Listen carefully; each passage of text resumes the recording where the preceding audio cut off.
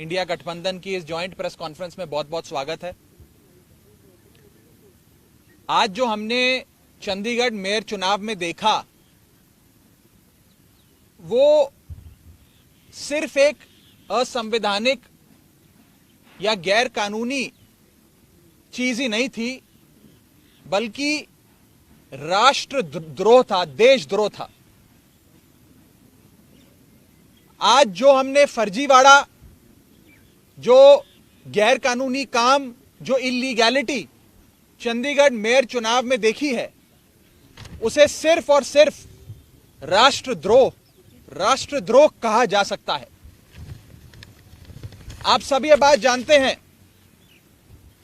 कि मेयर के चुनाव में 20 वोट इंडिया गठबंधन के पास थे और मात्र 16 वोट भारतीय जनता पार्टी के पास थे। 15 और साथ में अगर मैं एक और अन्य वोट भी जोड़ दूं, जहां 20 वोट आम आदमी पार्टी और कांग्रेस पार्टी के इंडिया गठबंधन के पास थे, वहां गठबंधन का जीतना, इंडिया अलायंस का जीतना तय था। और अपनी हार को सामने देख बीजेपी ने षड्यंत्र रचे। सबसे पहले 18 जनवरी को होने वाले चुनाव में प्रिसाइडिंग अफसर, जो चुनाव कराता है अफसर, उसे बीमार करके अस्पताल में भर्ती करा दिया ताकि उस दिन चुनाव ना हो। फिर चुनाव की जब नई तारीख आई, जो हाईकोर्ट ने निर्धारित करी, उस बीच ऑपरेशन लोटस करके आम आदमी पार्टी की और कांग्रेस के पार्षदों को खरीदने की कोशिश करी गई। जब बीजेपी का ऑपरेशन लोटस भी फेल हो गया, तो बीजेपी ने आज आप सबकी आंखों के सामने और आप सबके कैमरों में कैद जो फर्जीवाड़ा किया है, पहले मैं सिलसिलेवार तरीके से आपको बताना चाहता हूं। बीजेपी ने अपने ही पार्टी के माइनॉरिटी विंग के ऑफिस बियरर को प्रिसाइडिंग अफसर बनाया। यानी कि जो शख्स घोषित भाजपा का सदस्य है, उनका ऑफिस बियरर है, पदाधिकारी है, उस माइनॉरिटी विंग के सेक्रेटरी को प्रिसाइडिंग अफसर बनाकर उसकी देखरेख में चुनाव कराने की घोषणा करी। चुनाव में जब वोटिंग समाप्त हुई और काउंटिंग की बारी आई, तो इस भाजपा के ऑफिस बियरर प्रिसाइडिंग अफसर ने किसी भी पार्टी के इलेक्शन एजेंट को आगे नहीं आने दिया। आप सब जानते हैं, आप सब चंडीगढ़ मेयर चुनाव देखते आए हैं, जब भी वोटों की गिनती होती है तो इलेक्शन एजेंट, तमाम पार्टियों के इलेक्शन एजेंट अपनी आंखों के सामने काउंटिंग टेबल पे खड़े होकर काउंटिंग करवाते हैं। लेकिन पहली बार इतिहास में देखा गया कि इलेक्शन एजेंट्स को दूर कर दिया गया, उन्हें टेबल के नजदीक नहीं आने दिया गया। और उसके बाद जो हुआ, आपने देखा कि कैसे भाजपा के इस पदाधिकारी ने, जो प्रिसाइडिंग अफसर था आज के चुनाव का, उसने अपने पेन से बैलेट पेपर पर इंक लगा लगाकर उस सारे बैलेट पेपर को इनवैलिड किया और फिर चुनावों की गिनती में, वोटिंग में, वोट काउंटिंग में उस एक एक बैलेट पेपर को इलीगल घोषित किया। पहली बार चंडीगढ़ मेयर चुनाव में कुल 36 वोटों में से 8 वोट इनवैलिड घोषित कर दिए गए। इतिहास में आज तक नहीं हुआ। आम आदमी पार्टी और कांग्रेस के गठबंधन को 20 वोट पड़ने थे, हमें 12 वोट पड़े और हमारे 8 वोट इनवैलिड घोषित कर दिए गए। और भाजपा का एक भी वोट इनवैलिड नहीं घोषित किया गया। भाजपा के और उनके कुल वोट 16 थे, उनको 16 वोट पड़े और आम आदमी पार्टी के 20 में से 8 वोटों को इनवैलिड यानी कि अवैध घोषित करके हमारे वोटों को घटाकर 12 कर दिया गया। साथियों, जब भी किसी भी वोट को अवैध घोषित किया जाता है या इनवैलिड करार दिया जाता है, तो उस वोट को दोनों पार्टियों के काउंटिंग एजेंट को दिखाया जाता है अवैध घोषित करने से पहले। यह डमी बैलेट पेपर है जो मैं आप सबके सामने लाया हूं। जब काउंटिंग के दौरान इस प्रकार के बैलेट पेपर को इल्लीगल घोषित किया जाता है तो प्रिसाइडिंग अफसर, अगर मान लीजिए मैं प्रिसाइडिंग अफसर हूं, तो मैं दोनों पार्टियों के इलेक्शन एजेंट को वो दिखाऊंगा बैलेट पेपर की, देख लीजिए यहां इनके निशान बाहर लगा हुआ है, ये इनवैलिड है, मैं इसे अवैध घोषित कर रहा हूं। ऐसे दोनों पार्टियों के इलेक्शन एजेंट को दिखाया जाता है और दिखाने के उपरांत उनकी सहमति से, और जो डीसी चुनाव हैं, जो डिप्टी कमिश्नर बैठे हैं, उनकी सहमति से इस वोट को अवैध घोषित किया जाता है। लेकिन आज यह नहीं हुआ। आज ना इलेक्शन एजेंट को दिखाया गया, ना डीसी को दिखाया गया, और बस एक एक कर आम आदमी पार्टी के वोटों को और कांग्रेस पार्टी के वोटों को अवैध घोषित कर दिया गया। यह दिखाता है कि भारतीय जनता पार्टी इतने छोटे से एक मेयर के चुनाव में, म्युनिसिपल कॉरपोरेशन के मेयर के चुनाव में, अगर इस प्रकार की गैर कानूनी असंवैधानिक घटनाएं को अंजाम दे सकती है, तो आप सोचिए कि लोकसभा चुनाव की हार देखते हुए ये लोग क्या करेंगे।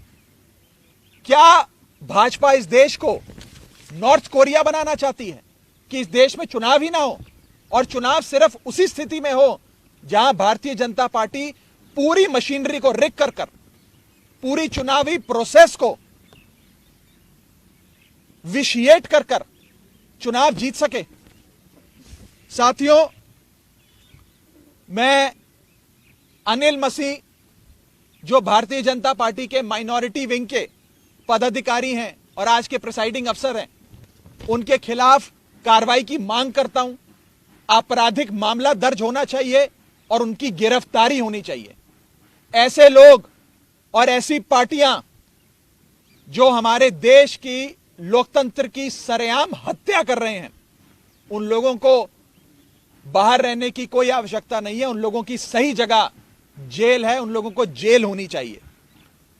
और मैं एक और आपको फैक्ट बताना चाहता हूं। जब भी काउंटिंग के दौरान कोई भी इलेक्शन एजेंट पार्टी का ऑब्जेक्शन रेस करता है, तो उस ऑब्जेक्शन को डिप्टी कमिश्नर और वहां पर बैठे जो इलेक्शन ऑफिसर्स होते हैं उनसे सलाह मशवरा करके उसका हल किया जाता है। आज पूरे सदन में हंगामा चल रहा था, लोग आपत्ति दर्ज कर रहे थे, प्रिसाइडिंग अफसर के कंडक्ट पे सवाल खड़े कर रहे थे, लेकिन प्रिसाइडिंग अफसर इलेक्शन कराते रहे, काउंटिंग करते रहे, और जैसे ही बीजेपी के कैंडिडेट को उन्होंने घोषित किया बतौर विजेता, उसके बाद जितने भी बैलेट पेपर थे काउंटिंग के, उन्हें जल्द से जल्द हटाकर एक कमरे में लॉक कर दिया गया। न जाने उन बैलेट पेपर्स के साथ इन लोगों ने आगे क्या किया होगा। बैलेट पेपर तक किसी पार्टी के, किसी प्रत्याशी को, किसी काउंसलर को नहीं दिखाया गया। बैलेट पेपर तक गायब कर दिया गया है। यह आज सरेआम देश का एक महत्वपूर्ण शहर चंडीगढ़ में आप सबकी आंखों के सामने घटा है। मैं बस इतना ही कह सकता हूं कि भारतीय जनता पार्टी इंडिया गठबंधन से इतना घबरा गई है, इतना डर गई है कि अब वो इस प्रकार की असंवैधानिक घटनाएं, गैर कानूनी घटनाओं को अंजाम दे रही है। मैं सीधा बस इतना कहना चाहता हूं कि भारतीय जनता पार्टी ने जो आज चंडीगढ़ मेयर चुनाव में किया है, वो सीधा सीधा देशद्रोह है। यह देशद्रोह से कम चीज नहीं है, और इन लोगों के खिलाफ कार्रवाई होनी चाहिए। नहीं तो इस देश के आम आदमी का लोकतंत्र से और चुनावी प्रक्रिया से विश्वास उठ जाएगा। मैं आगे अनुरोध करूंगा कांग्रेस पार्टी के वरिष्ठ नेता पवन बंसल जी को कि वो आपको संबोधित करें। धन्यवाद दोस्तों। जो आज म्युनिसिपल कॉर्पोरेशन चंडीगढ़ के बीच में हुआ है, ऐसा जंगल राज का नाच कभी कहीं नहीं देखने को मिला होगा। आदमी कल्पना भी नहीं कर सकता था कि इस हद तक भारतीय जनता पार्टी बुखलाकर अपनी हार अपने सामने देखती हुई इस हद तक पहुंच जाएंगे। बिल्कुल स्पष्ट तौर पे पहले दिन से जब 10 तारीख को इलेक्शन डिक्लेयर हुए थे, वो जानते थे कि उनके पास 15 हैं, 14 उनके अपने काउंसलर, एक एमपी, और अगर एक अकाली दल उनके साथ वोट डालें तो एक वो, और इधर कांग्रेस और आम आदमी पार्टी के पास 7 और 13 मिला के 20 कैंडिडेट बनते थे। आपस में हमारा फैसला हुआ था कि जैसे पहले by default Bharatiya Janata party को जीतने दिया, हम लोगों ने गैर हाजिर रहकर, इस बार ऐसा नहीं करेंगे, क्योंकि इससे पहले जैसे आप जानते हैं दिल्ली में पार्टीज का एक गठबंधन Indian national democratic inclusive alliance के नाम पर गठित हुआ था। उसमें दोनों आप और कांग्रेस उसके सदस्य हैं, उसके कंस्टिट्यूएंट्स हैं। वहाँ अभी बातचीत चल रही थी। इसमें इतनी बीच में ये इलेक्शन आए जिसका फैसला एकदम करना था, तो यहाँ हमें उसी माहौल को बनाने के लिए जिसमें वहाँ था कि एज फार एज पॉसिबल आपस में अलायंसेस होते रहेंगी, उसके लिए यहाँ हमने ये फैसला किया हम इकट्ठे मिलकर ये चुनाव लड़ेंगे। बीजेपी को हराने के लिए, बीजेपी को ही सिर्फ हराने के लिए नहीं, सही मायने में लोकतंत्र को फिर पुनर्जीवित करने के लिए, लोकतंत्र की भावनाओं को फिर आगे लाने के लिए, और जो लोकतंत्र के साथ उसका गला घोंटा जा रहा था उसको रोकते हुए, और फिर लोकतंत्र जिस हिसाब से हमारे स्वतंत्रता से संग्रामियों ने उन्होंने जैसे लड़ा था, जिस कल्पना के साथ, जिस विचार के साथ, जिस आइडिया ऑफ इंडिया, हिंदुस्तान की सोच को आगे बढ़ाने के लिए उसको ये खत्म किए जा रहे थे, समदर कर दिया था उसको, बिल्कुल गला घोंट रहे थे उसको बचाने के लिए इकट्ठे हुए हैं। ये लोकतंत्र को बचाने के लिए ये ऐसा गठबंधन बना है। उसकी शुरुआत आप जानते हैं सब चंडीगढ़ से यहाँ होनी थी और हो रही थी। पिछले दिनों में पहले तो आप जानते हैं कि 18 तारीख को क्या हुआ। 18 तक भी लगातार ये लगे रहे हर प्रयास करने, हमारे काउंसलर्स को और आप पार्टी के काउंसलर्स को, दोनों को अलग अलग तरह से कुछ भी कोशिश हो जो सब उन्होंने की। यहाँ तक भी ज़रूरत की हमारे और लोगों से भी बात करने की कि वो कुछ कर पाएँ, और सब तरह के उन्होंने प्रलोभन दिए। लेकिन जब उन्होंने देखा कुछ नहीं हो रहा, तो 18 तारीख को जब वहाँ पहुँचे, मौके पे वहाँ जाके पता लगा कि नॉमिनेशन पेपर्स जो पोल उस दिन होना था उसको डिफर करके इनडेफिनेट अभी तारीख नहीं दी थी। क्यों? क्योंकि श्री अनिल मसीह इनके जो अपने नॉमिनेटेड काउंसलर हैं, शायद आज तक उनका नाम नहीं पहले आपने सुना होगा, 18 से पहले उनको इन्होंने नॉमिनेट किया था एज प्रिजाइडिंग ऑफिसर। उनको बीमार कर दिया क्योंकि बहुत आसान था उनको हिदायत देनी, और अस्पताल में वो चले गए। वहाँ दो बातों के बीच में बहुत बड़ी कॉन्ट्रडिक्शन थी। ये बातें ज़रूरी हैं ये बताने के लिए कि ये एक इंट्रीग, एक साजिश के तहत सब हो रहा था। उस वक्त उन्होंने तो अपनी स्टेटमेंट में प्रेस को कहा कि मैं काफ़ी समय से मेरी बैक पेन है, लेकिन डिप्टी कमिश्नर ने कहा कि मेरे पास समय नहीं था कोई और किसी काउंसलर को नॉमिनेट करने के लिए, जो मौके पे भी एकदम हो सकता है। अगर मीटिंग में सभी सदस्य इकट्ठे भी हो जाएं, अगर वहाँ प्रिजाइडिंग ऑफिसर नहीं पहुँचे, उनमें से एक को भी किसी को उठा के वहाँ बैठा दिया जाता है कि ये प्रिजाइड ओवर करेंगे, लेकिन उन्होंने ऐसा नहीं किया। जब अपने उन्होंने एक्शन में एक कमी देखी तो लॉ एंड ऑर्डर का सिचुएशन उन्होंने खड़ा कर दिया। लोग इनके पहुंचे हुए थे 16 तारीख को दफ्तर में हल्ला करने के लिए, लेकिन उसका फायदा उठाते हुए इन्होंने इलेक्शन 6 फरवरी के लिए डिक्लेयर कर दिए। बेबस होके हम लोगों को हाई कोर्ट में जाना पड़ा, और हाई कोर्ट ने जो फटकार उनको दी आप वो सब जानते हैं, आपने सब देखा है। और उसके हाई कोर्ट के हिदायत पर ये आज हुआ कि आज इलेक्शन 30 तारीख को तय हुए। हाई कोर्ट ने ये ज़रूर कहा था कि जो काउंसलर्स हैं उनके साथ उनके समर्थक कोई ना आए, लेकिन हाई कोर्ट ने ये नहीं कहा था कि वहाँ मीडिया भी नहीं पहुँचे। इन्होंने ये पहली बार, और चीज़ों के साथ साथ एक पहली बार ये किया कि मीडिया को भी वहाँ आने नहीं दिया, मीडिया बाहर रहे। और उन्होंने, जो मैं फिर कह रहा हूँ कि वो कल्पना भी नहीं हो सकती थी। हमें ख्याल आता था दिमाग में भी ऐसी क्या चीज़ है कि जब इनके तावड़े जी यहाँ आए वो कह रहे थे कि हम जीतेंगे, हर हालत में जीतेंगे, आप आश्वस्त रहिए कि हम जीतेंगे। अपने काउंसलर्स को कह रहे थे भी क्या ऐसी चीज़ है जिससे वो करेंगे। सब प्रयास उनके विफल रहे। तो उन्होंने आज जब चुनाव शुरू हुए उस वक़्त, अगर आप एक पता नहीं शायद गलती उनसे हो गई, जिसने वो की होगी उसको भी सज़ा देंगे ये लोग, वो सारे का सारा इन्होंने लाइव स्क्रीन पे दिखाना शुरू कर दिया। और वो लाइव स्क्रीन पे हम लोगों को बाहर सभी को देख रहा था, आप भी देख रहे होंगे उसको। उसमें एक एक नॉमिनेशन पेपर पे अगर आप गौर से देखें मैं उनका धन्यवाद करता हूं जिन्होंने दोस्तों ने वो उसको पकड़ा। एक एक नॉमिनेशन पेपर पे एक साइड पे थोड़ा सा निशान लगा के दूसरी तरफ हस्ताक्षर करते हैं। हमने डिप्टी कमिश्नर से पहले रिक्वेस्ट की हुई थी कि ये जो प्रिजाइडिंग ऑफिसर हैं उनके पास पेन अलग रंग का होना चाहिए, हरे रंग का उनके पास पेन होना चाहिए, ताकि ऐसा ना हो कि वही कोई निशान लगा दें जिसका हमें डर था वो करें। हमने ये जरूर सुनिश्चित किया कि बैलेट पेपर देने से पहले ऐसा ना कर दें। लेकिन जब बैलेट पेपर वहां पहुंचे, एक नॉर्मल प्रोसेस है, वो नॉर्मल डेमोक्रेसी का अधिकार है पार्टीज का, इलेक्शन लड़ने वालों का, कि अपना एक काउंटिंग एजेंट वहां मौके पे बिठाते हैं। काउंटिंग एजेंट आगे होते हैं, दोनों कैंडिडेट अपना अपना एक नामजद कर देते हैं, वो वहां आके वहां वो देखते हैं, एक एक पेपर को वो देखते हैं, फिर वो देखते हैं भी हाँ ये इनवैलिड है। लेकिन इस केस में क्या हुआ, जो काम सेक्रेटरी या किसी और ऑफिसर का होना था म्युनिसिपल कॉर्पोरेशन में, वो भी उन्होंने प्रिजाइडिंग ऑफिसर ने खुद ले लिया।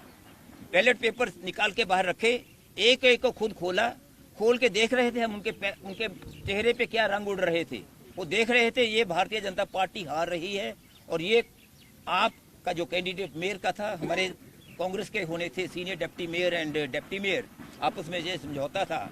जो ये कैंडिडेट हमारे साझे कैंडिडेट मेयर के लिए थे, देख रहे थे उनको वोटें ज्यादा, उनके चेहरे पे देखने को पता लगता था, उनके हाथ कांपने में पता लगता था। उन्होंने वो 2 बार ऐसे करके रख दिए। बाद में उन्होंने फिर, वो ऐसा नहीं होता, बाद में उन्होंने फिर उठा के एक पे निशान लगाया साइड पे और वहां हस्ताक्षर करके रख दिए, उनको रिजेक्ट करते रहे, दूसरे 2 ट्रेज में रख दिए। रिजल्ट वो हुआ जो राघव जी ने कहा है, 12 और 16 रहे, 8 वोटें पहली बार, यानी कि 25% से ज्यादा वोटें रिजेक्ट हुई हैं इनवैलिड होके। आज तक जहां बिल्कुल अनपढ़ लोग भी वोट डालते हैं, वहां भी ये कभी नहीं होता, वहां कभी नहीं देखने को आया कि इतनी बड़ी परसेंटेज पे वोट्स रिजेक्ट हुई हो। बिल्कुल बेशर्मी के साथ उन्होंने वो आज किया जो लोकतंत्र में नहीं होता। एक पहले से साजिश थी, जब जो पहले दिन से सोच रहे थे कि हम कुछ भी हो ये चुनाव जीतेंगे, और हमारे दूसरों ने एकदम वहां प्रोटेस्ट किया।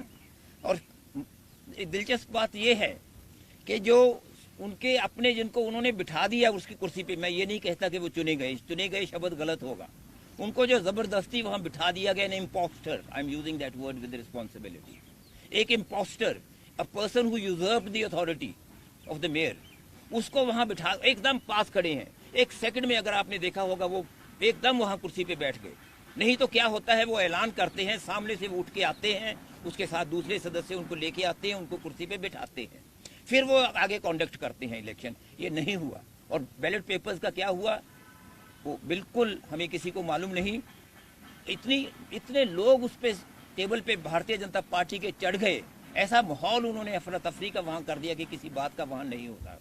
हमारे सदस्यों ने सभी ने 20 के 20 ने इकट्ठे होके दूसरे दोनों कैंडिडेट्स वाला इलेक्शन पोस्टपोन, उसको प्रोटेस्ट में हमने हिस्सा नहीं लिया, क्योंकि अगर उसमें हम हिस्सा लेते तो हम ये बात कबूल कर लेते कि ये मेयर हैं। ये अच्छा नहीं लगता कहते हुए, लेकिन ये सत्य है, ये सच्चाई है, हमें कहना होगा कि इस वक्त उस मेयर को माना नहीं जा सकता। मेयर एक साजिश के तहत है, देशद्रोह जैसे कहा राघव जी ने, वो सचमुच एक देशद्रोह है। लोकतंत्र के साथ ऐसा एक घटिया, एक घिनौना माहौल जो आदमी सोच नहीं सकता। और ये हमारी वो बिल्कुल फादर्स्ट फियर्स, जो हम वो शंकाएं मन में कभी आती हैं कि लोकतंत्र में अगर ये फिर कहीं चुनाव जीत गए केंद्र में, जिसके कारण ये बना था गठबंधन, तो आगे के लिए देश में चुनाव को भूल जाइए। हमेशा लोग बात करते थे ईवीएम की, दोनों तरह के विचार होते थे, पार्टीज के अंदर भी दोनों विचार होते थे, लेकिन आज तो कुछ भी कह दें सब सच नजर आएगा कि ये अपनी सत्ता में रहने के कारण के लिए कुछ भी कर सकते हैं, किसी हद तक भी जा सकते हैं, ये बिल्कुल स्पष्ट उससे है। हम इनको नहीं मानते, हम इसको सिर्फ चैलेंज ये नहीं कि एक इलेक्शन पिटीशन होती है, वो नहीं होती।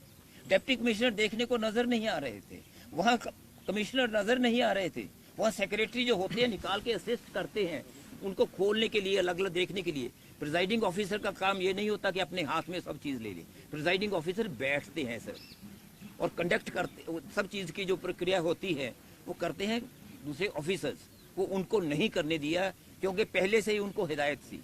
एक ऐसे प्लायबल टूल थे उनके हाथ में जो इस चीज के मैं कहता हूँ काबिल नहीं थे, लेकिन काबिल ही नहीं, सिर्फ इसमें आज सहयोगी हो गए हैं उस अबेटमेंट में, उस क्राइम, उस अपराध में जो भुलाया नहीं जा सकता, जिसकी सजा जरूर मिलेगी। हम सब तरह से उसमें अपने जो भी कार्रवाई होगी करने की करेंगे।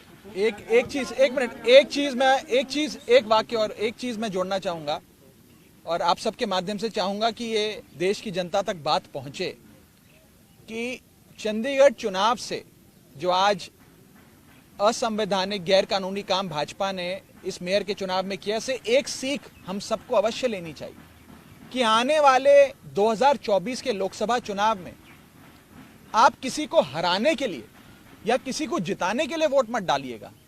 आप इस बार लोकतंत्र की रक्षा करने के लिए, इस देश में डेमोक्रेसी को बचाने के लिए वोट डालिएगा। क्योंकि अगर इस बार इसी छल कपट से इंडिया गठबंधन को हराकर भाजपा फिर जीत जाती है तो शायद इस देश में चुनावी प्रक्रिया ही समाप्त हो जाए और भारत देश चीन या नॉर्थ कोरिया जैसी डेमोक्रेसी में तब्दील हो जाएगा। ये बड़ा खतरनाक आज संदेश इस चंडीगढ़ मेयर चुनाव से निकला है। मेरी देशवासियों से अपील है कि इस पे जरूर गौर फरमाइएगा और अपने वोट की ताकत से आने वाले 2024 के लोकसभा चुनाव में डेमोक्रेसी की रक्षा करने के लिए, लोकतंत्र को बचाने के लिए वोट डालिएगा।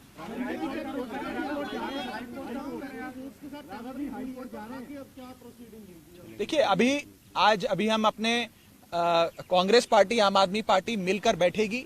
आगे क्या सड़क से लेकर कोर्ट से लेकर संसद तक क्या लड़ाई लड़नी है उसकी रूपरेखा बनाएंगे और अवश्य न्यायपालिका का दरवाजा भी जरूर खटकाएंगे।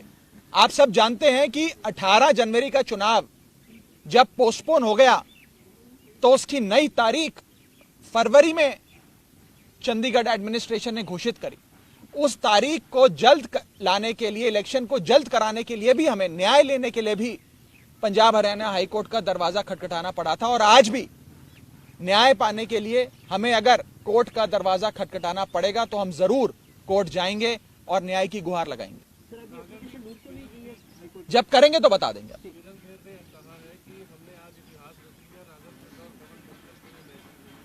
इतिहास तो रच दिया, मैं तो सहमत हूं। आज जो सांसद चंडीगढ़ से जो है किरण खेर जी, उन्होंने कहा कि हमने इतिहास रच दिया और ये राघव चड्ढा और पवन बंसल के लिए संदेश है। मैं और बंसल साहब दोनों हाथ जोड़कर कबूलते हैं, आप लोगों ने तो इतिहास रच दिया, लेकिन इतिहास राष्ट्रद्रोह करने में रचा है। आपने इतिहास असंवैधानिक गैर कानूनी काम करने में रचा है और आपने इतिहास लोकतंत्र की हत्या करने में रचा है। ऐसा इतिहास रचना आपको और आपकी पार्टी को मुबारक। हमारी पार्टी अवश्य लोकतंत्र को जीवित रखने के लिए, उसे बचाने के लिए लड़ाई लड़ती रहेगी। ये सत्ता की बात नहीं है, इसमें यह नहीं कि मेयर आज इस पार्टी का है कि उस पार्टी का है, हम सत्ता में आ गए वो सत्ता में आ गए। ये लड़ाई अब उससे कहीं बड़ी है, ये लोकतंत्र को बचाने की लड़ाई है। अगर आप खुद सोचिए कि एक मेयर जैसे छोटे से चुनाव में अगर बीजेपी ये हरकत कर सकती है तो 2024 के चुनाव में अपनी आंखों के सामने हार देख बीजेपी क्या क्या गैर कानूनी काम करेगी, आप इसका अंदाजा भी नहीं लगा सकते। आप कह रहे हैं कि आगे लोकसभा में ऐसा हो सकता है, तो आपकी क्या प्रेपरेशंस हैं? आप कैसे भाई हमें इलेक्शन भी ऐसा लग रहा था कि मेयर की इलेक्शन ही लोकसभा की इलेक्शन नहीं, आज नहीं कहा जा सकता भी आगे को क्या करेंगे। आज तो पहला दिन है। आज तो मेयर के अभी हमारे काउंसलर्स वहाँ धरने पे बैठे हैं, अभी तो धरने पे वहाँ बैठे हैं। हम देखेंगे उनका क्या रवैया रह रहा है। आगे हम क्या करेंगे 2024 का, वो इलेक्शन लोकसभा का, वो इस वक्त नहीं कहा जा सकता। लेकिन ये चीज पहले बंसल साहब पूरा कर लें। बंसल साहब उन्हें पूरा करने दीजिए। Let him finish. बंसल साहब ऑफिसर के बारे में पहले 10 जनवरी को भी वही नोटिफिकेशन आई कि उन्हीं को प्रिजाइडिंग ऑफिसर बनाया गया। उसके बाद दोबारा से जब नई स्थिति आई तो उसके भी अली मसीह को बनाया गया। उसके क्यों नहीं विपक्ष में आपने? नहीं, जरूरत नहीं थी, वो कहने की जरूरत नहीं थी। इतना उन पे हमें विश्वास करना चाहिए, मानना चाहिए। अगर वो उसको अपॉइंट करते हैं, वो आए हैं बिल्कुल अच्छे बैठ के आज कर रहे हैं, तो वो दर्शाता है कि उस दिन वो सब एक होक्स था, उस दिन वो झूठ था उनका कि मेरी बैक देखिए एक मिनट, हाईकोर्ट का जो ऑर्डर आया था, हाईकोर्ट ने अपने ऑर्डर में ये कहा कि इस पूरी इलेक्शन प्रोसेस की वीडियोग्राफी होगी और उस वीडियो का संज्ञान हाईकोर्ट खुद लेगा।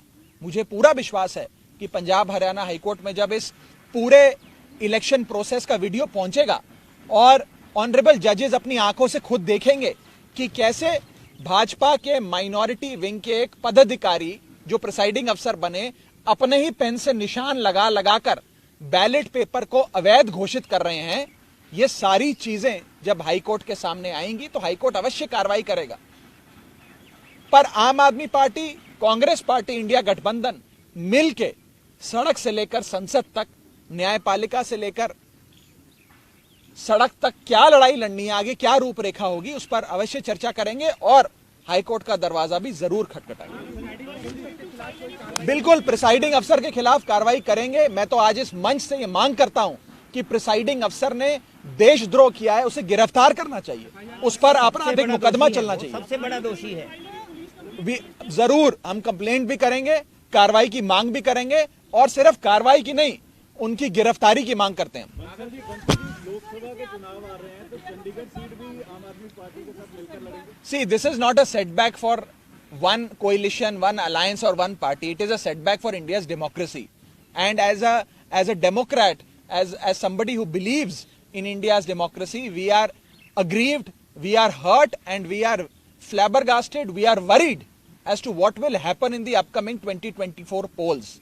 If BJP can resort to such low levels, stoop to such low levels and commit forgery, illegality, and something that should even be labeled as an act of sedition, then BJP can go to any level to rig the election process and to indulge in every possible electoral fraud and electoral malpractice.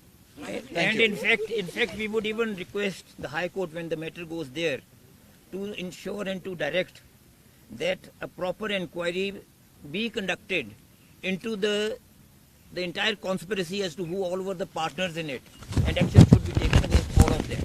देखिए, हम ये मांग करते हैं और हम कल high court में भी इस दलील को रखेंगे कि पहले जो आज इलेक्शन एक इलीगल इलेक्टोरल फ्रॉड हुआ जो है उसे सेट असाइड किया जाए।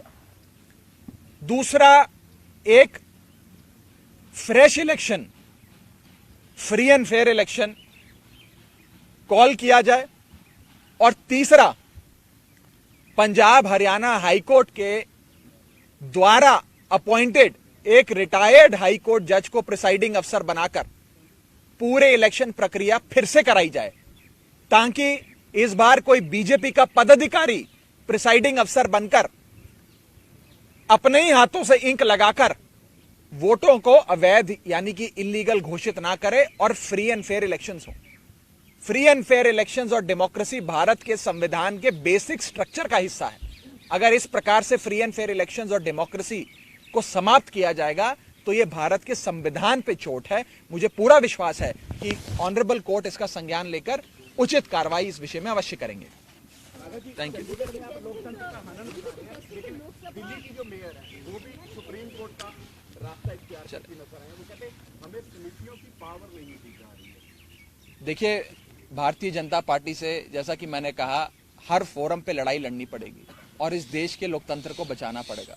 हम दिल्ली में भी लड़ाई लड़ते हैं, हम चंडीगढ़ में भी लड़ाई लड़ेंगे, पर इतना ही कहना चाहता हूं कि अंत में जीत सत्य की होती है। कोई फ्रॉडस्टर नहीं जीतता, कोई इम्पोस्टर नहीं जीतता, कोई देशद्रोही अंत में नहीं जीतता। इंडिया जीतेगा, इंडिया गठबंधन जीतेगा। ये मैं आपको पूरे विश्वास से कहना चाहता हूँ। I please don't ask such question. Thank you. Thank you. Advika की साल की सबसे बड़ी बॉक्सिंग डे सेल में आए और 70% तक डिस्काउंट पाए। Lady suits, lehengas, gowns, shawls, गरम सूट और जेंट्स लोईस। एड्रेस A3 पटेल चौक, पठानकोट, गुरदासपुर, बाटा चौक, साहूवालिया कॉम्प्लेक्स, चर्च के नजदीक। कहीं सुना है रिटेल की दुकान पर होलसेल का दाम? जी हाँ, नव्या लेकर आया है डिजाइनर सूट्स, कुर्तीज और फैब्रिक्स। सबसे सस्ता, सबसे अच्छा, defence road, Mamun, Pathankot. Contact 96141 96141।